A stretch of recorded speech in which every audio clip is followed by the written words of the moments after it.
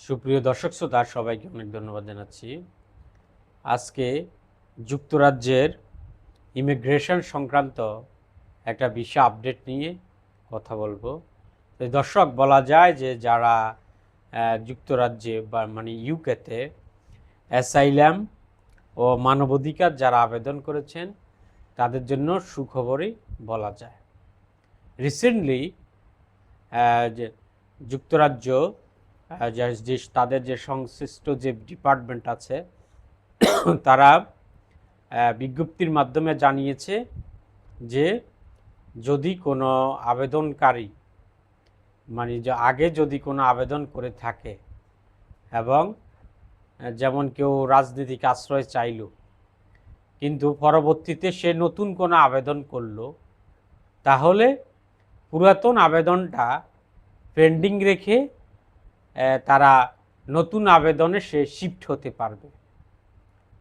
এখন দেখা গেছে যে যদি তার সেই নতুন আবেদনে সে যদি রিজেক্ট হয়, তাহলে আবার পুরাতন যে আবেদন আছে সেখানে আবার স্বয়ংক্রিয়ভাবে চলে যাবে। এতদিন যে বিষয়টা নিয়ে যে এই নিয়মটা আগেই প্রচলিত ছিল, কিন্তু মানবাধিকার এবং যারা যারা অ্যাসাইলাম যারা আবেদনকারী ছিল তাদের বিষয়ে একটু অস্পষ্টতা ছিল।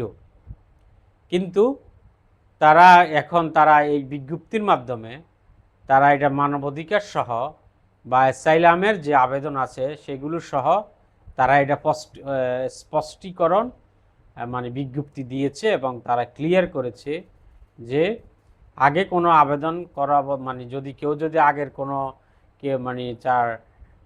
আগে কোনো আবেদন করা থাকে, কেউ যদি কেউ যদি স্পাউস বা অন্য কোনো বিষয়ে যদি আবেদন করে, হঠাৎ করে সে যদি অন্য কোনো বিষয় বা সে কোনো একটা ওয়ার্ক জব পারমিট পেল, সে যদি পরবর্তীতে গিয়ে এটার জন্য আবেদন করে বিষয়, সে এটাতে পরে শিফট হতে পারবে।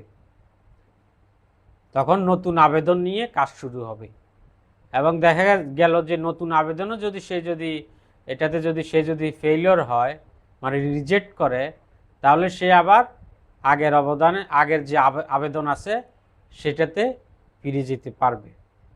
বিশেষ করে এই নিয়মের পরে যারা যুক্তরাজ্যে ইউকেতে যারা রাজনৈতিক আশ্রয় চেয়েছে বা মানবাধিকার সংক্রান্ত অ্যাপ্লিকেশন করেছে, তাদের মধ্যে এক ধরনের স্বস্তি বিরাজ করছে। তো দর্শক, সবাইকে অনেক ধন্যবাদ।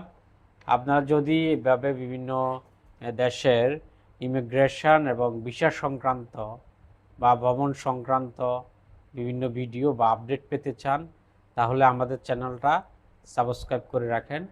সবাইকে অনেক ধন্যবাদ।